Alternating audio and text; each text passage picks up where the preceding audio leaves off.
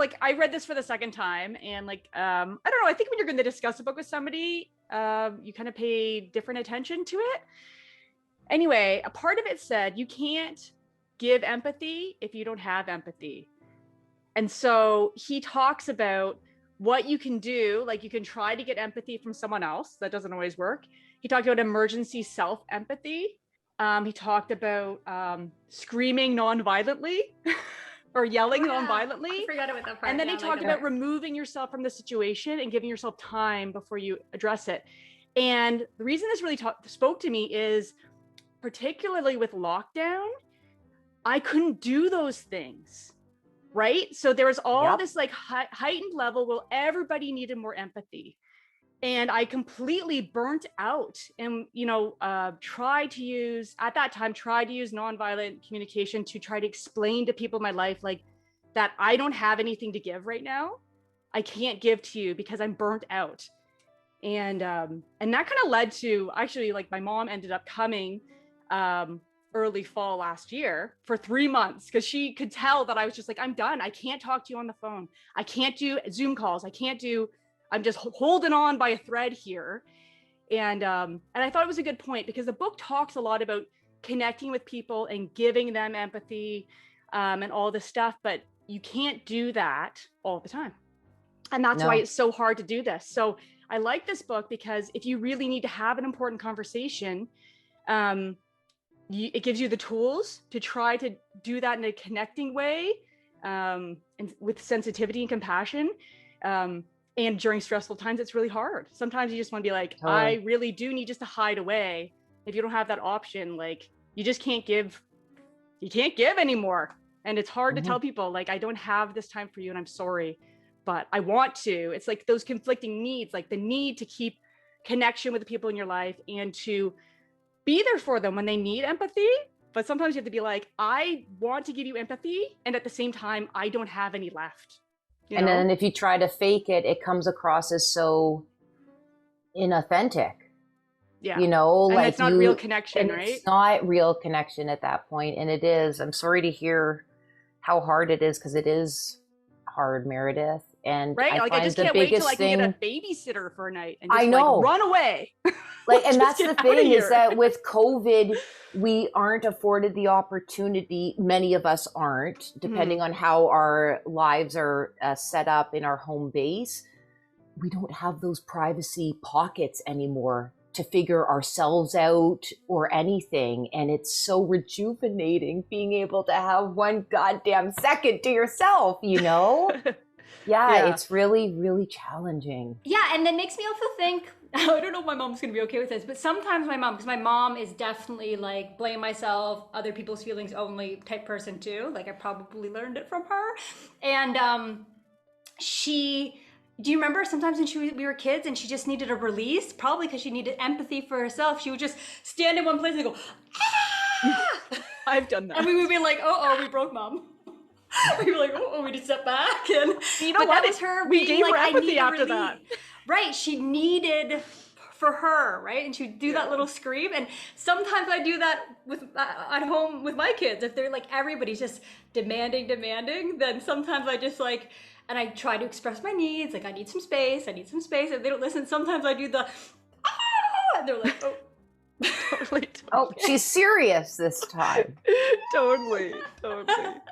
Like, I've locked myself in my room so I can be alone, not so you can bang a door and scream at me. Yeah. This wasn't an invitation for you to up the ante of how you can get my attention. Yeah.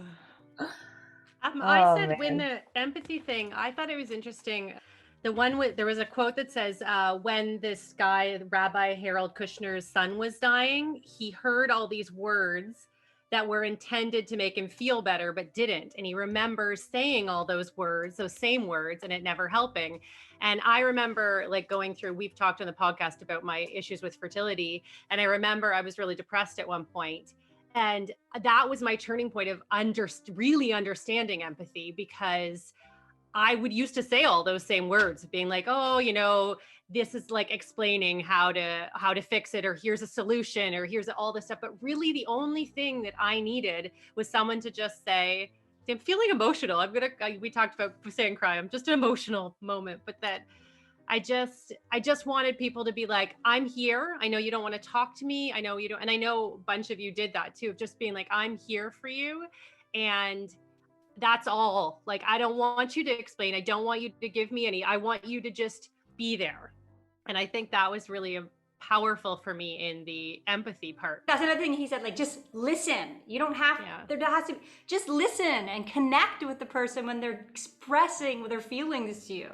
That's all you need to do. It's like so much more powerful, like you're right, than like, here's a solution. Or one of the things they said, like, that sometimes I do too, is like trying to relate instead of being like, no, I hear what you're saying. I made a list of all the things, because I was like, oh yeah, I was looking at this list. I was like, how many times, like, when you look at your list, you're like, this is like every conversation I have with anybody. Like, not necessarily, but if you think about the conversations you have with people, a lot of these, it's like advising, one-upping, educating, consoling, storytelling, shutting down, sympathizing, interrogating, explaining, and correcting, right? When you're having a struggle, and you're talking to somebody, how many of your conversations are just that? Right. And so it's just interesting being like, we've been doing all this and it's very normal. It's just natural to fall into that, because it's hard to know what to say when somebody's having a challenging time. I think it's part of our societal training. Therapy. Yeah. No. That's why I love therapy, because it's so, though I do, I guess, care about my therapist on some level, because I trust her with with my biggest emotions. It's so transactional for me. Like, it's so like, I get to be here and this person is paid to listen, and nobody else in my life, because we're trained to, like you said, societal training, to relate to, like, and is comforting, but it's a tips and tricks kind of how to hack your husband bullshit that sometimes you just need to just unload. And I love like therapy for that. If you have a good fit for yourself in therapy, it's like, they're just like, they're hearing you without judgment or without yes. And then eventually let's work through the problem. But at least with my therapist, it's like very like, just feeling heard is so important. And I really want to like work on I'm a shitty listener. Like, I'm a shitty fucking listener. Like, I'm hearing you and I'm having conversations with people and I'm trying to be supportive, but I'm just not a good listener. It's just like, when can we put the mic back on me? It's, again, I would invite you to it's not you, Leah. It's a behavior that you've fine-tuned to prepare your response while listening to another. And most humans I'm just getting into the training of becoming a psychotherapist. And it is like, I was like, so far, guys, there's no secret sauce. It has everything to do with how can you show another individual that they are being seen, they are being heard, and they are understood. And it's utilizing and practicing the active listening skill set, which is essentially an undoing and an unconditioning of how we've been raised. I think it just takes practice. And it doesn't mean that you, Leah, are a bad person. It just means you haven't ignited practicing a certain type of behavior, because no one in our society says, here's your sign. You should engage more in shutting the fuck up and opening your ears more. I'm horrible at active listening, but can I try and get better? Sure, we all can. One of my friends, she's actually trained as, I took the book to our swimming lesson, Nonviolent Communication. I was reading it there, and she's actually trained, she's a psychotherapist, and she's also trained in nonviolent communication. It's one of her modalities or whatever. And I was talking to her about it, and she's like, this book is great for psychotherapy or conflicts in your life, or if someone's going through a hard time. Brilliant.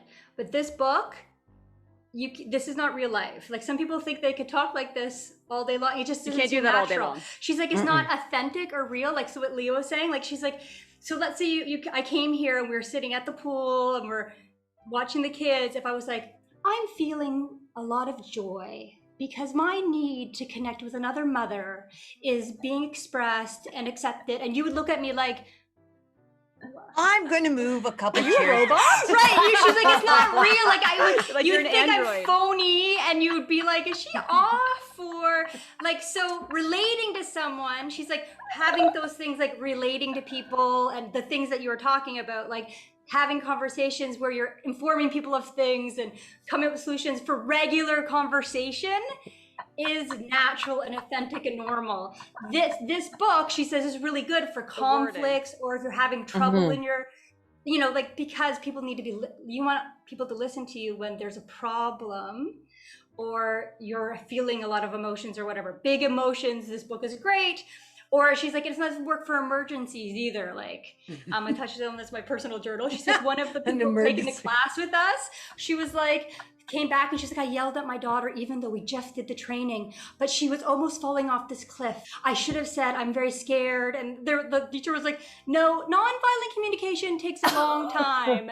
And you need to scream at your daughter to make her not die. So you did the right thing. And she's like, oh, okay. So there's circumstances. And they're like, yeah. And he touches it in the book too. But at the time she was like, I was at a training and someone was like, oh, I didn't say, I'm feeling very scared that you might die if you take another step forward. She's like, I screamed at her instead. She's like, yeah, that's real. That's normal. Yes, you should save her their life. You can't talk about it if they're dead. Like, Oh you my need to God. stop them. So that's what she was saying. off the She's like, it's an excellent tool, but I find when I was doing trainings or other people read the book and come to me that it's not for your everyday life. You can't use it all the time. It's too taxing, especially since most people haven't read the book and haven't done the training. So they're just gonna be like, what are you talking about? So you're gonna have to you could tell them your needs, and like you said, they don't always hear it. It takes a lot of energy. Like, I read the book and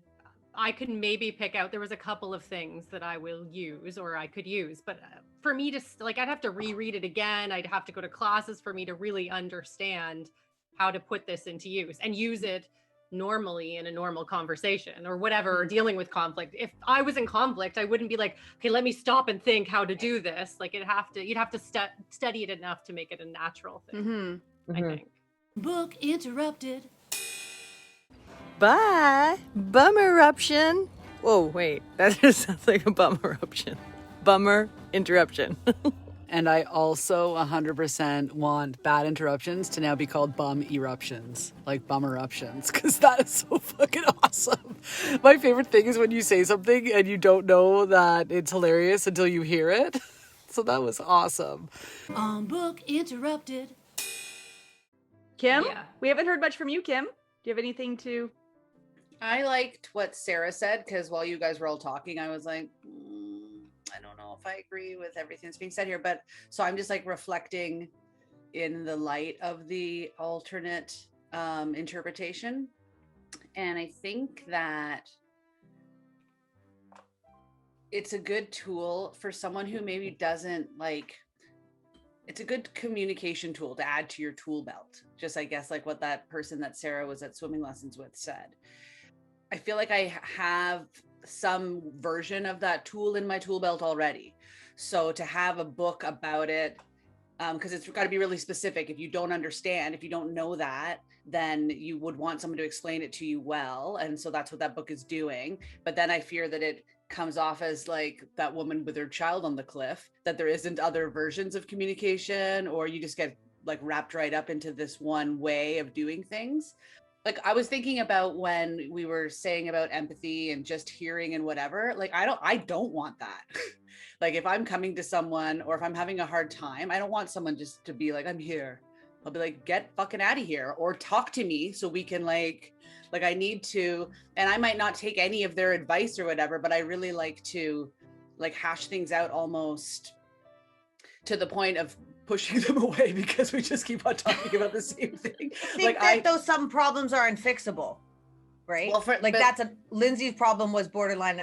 It was to a point where it's an unfixable problem. But then it becomes about the solution to that problem is, how do you get okay with it? It's almost like to the serenity prayer, you know, like what can I change and what can't I change, and give me the grace to know or whatever, right? Like that's a difference between you and I too.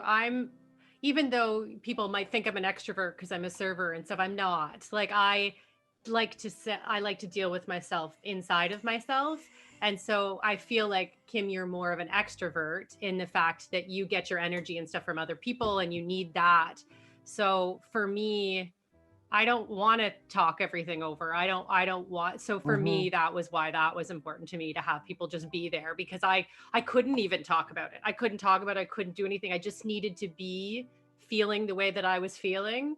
Another good point, Lindsay, because that's what I'm not worried about, but that's where I resist with this book, is because that's a perfect example. We're two reasonable people functioning. We have differences and whatever, and we need two different ways. Nonviolent communication is the title, right? But like, I already communicate my needs effectively. It's, you know what I mean? It's a tool to help you communicate your needs effectively. It's a tool to help you understand someone else's needs so that you can solve conflicts. Great. But you can do that without calling it nonviolent, or maybe it is called nonviolent communication, but it doesn't have to be like through this book. That's why I was quiet, because I have an unformed thought about it. So I still don't feel like I've really expressed it yet. Maybe kind of what you're saying, like the two of you are saying too, is like, sometimes maybe it's just worth saying, hey, what do you need from me? Like, do you want to talk it out, or do you just want me to listen? Or even just being aware that we all have the same needs, but we fulfill those needs differently sometimes. But the book, but that's what the book is saying, is that trying to figure out the person you're just in the conversation or connection with, you're trying to figure out their needs. So if I was in a situation with Kim, I would be like, no, she wants to talk it out, so we're blue in the face and awesome. But I know with Lindsay, because she's a different person, I know her needs are for me just to sit with her while and be like, I'm listening to what you have to say. You know what I mean? Like, so I think that it has to do with the individual person. And maybe the book didn't outline that as much, but what he was saying over and over is trying to anticipate the other person's needs while still communicating your needs. That's why he did that whole paraphrasing thing, being like, so you're saying that you just want me to sit here and listen to you. That's active listening. Do you know what I mean? Like what he's that saying, is like one of the, that's active listening. Paraphrasing, so reflecting, he took all these silence. things that already exist and like was like, here's my way. And I'm like, those ways are already ways. My mom, this has been around for a long time. Like a long time. And my mom took this when she was in nursing school. So, or whatever. So that in the 70s or whatever. So this is she thinks that maybe this was where the starting of a lot of that, like talking about activism, talking about came from nonviolent communication. That makes me feel better if it's the basis of it. Yeah. Because I recognize these things. I've never heard them called this. Yeah. So I'm like, this is already something else. Yeah. You know? That's where it kind of, I think, I'm began. trying to find the I don't know original for sure. published Don't quote me. But yeah, he's been doing this for, because he's not around anymore. If you've enjoyed these video highlights, listen to the full episode on our YouTube channel or wherever you get your podcasts. Remember to like and subscribe and ring that bell to be notified when new episodes are published. Find out more by going to www.bookinterrupted.com. On Book Interrupted.